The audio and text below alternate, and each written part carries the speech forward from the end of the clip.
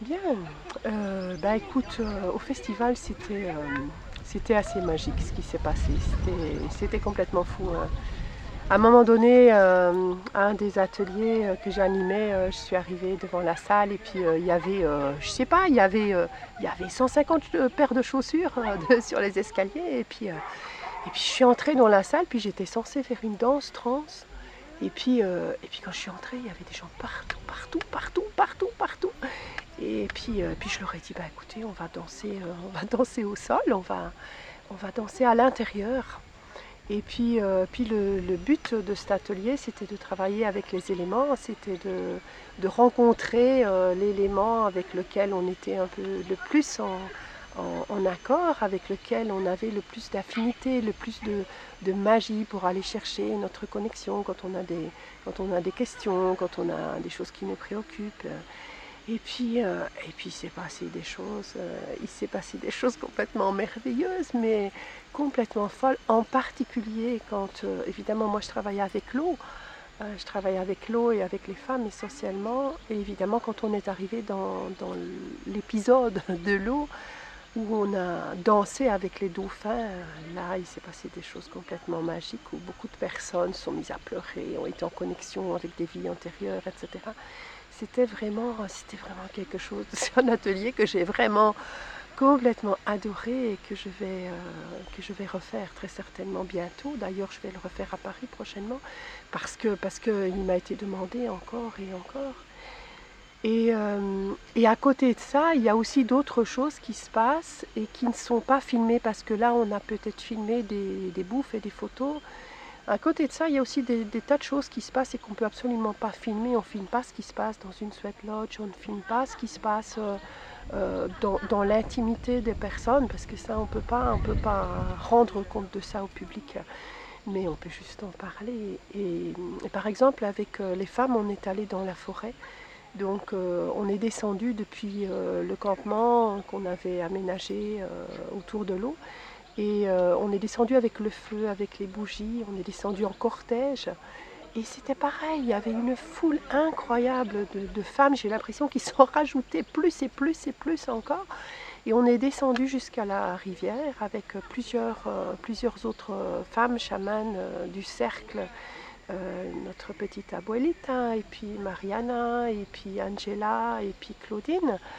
Et donc nous étions 5 femmes de ce cercle de sagesse et nous sommes allés faire une cérémonie.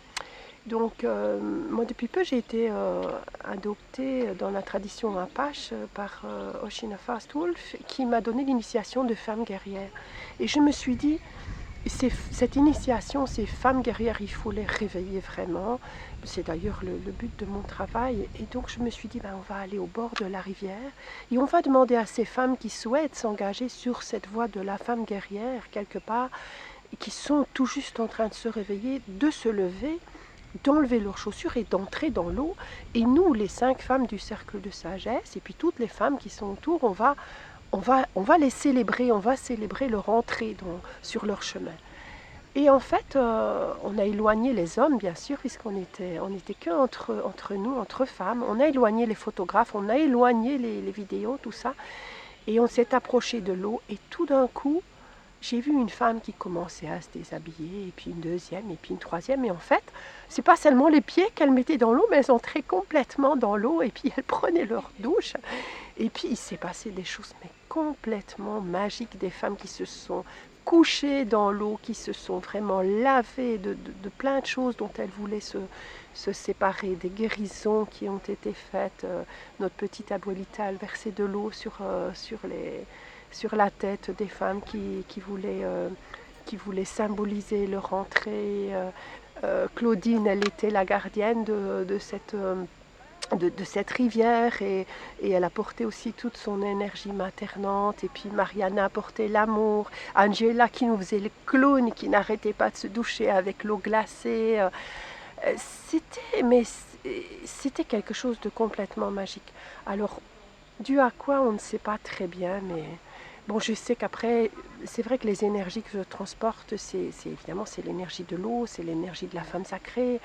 Je porte avec moi les Aguas Unidas qui bien sûr ont donné la bénédiction à toutes les femmes qui étaient là, qui s'engageaient.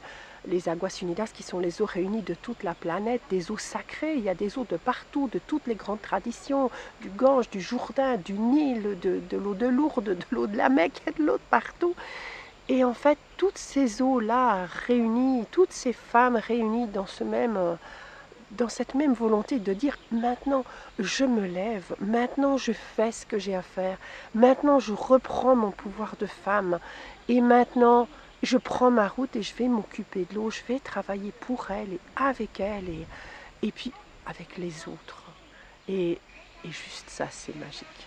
Et juste pour ça, j'adore le travail que je fais. Quand je dis le travail, je veux dire la mission que je fais, c'est vraiment un bonheur, quoi. Donc, voilà un peu ce qu'est ma vie.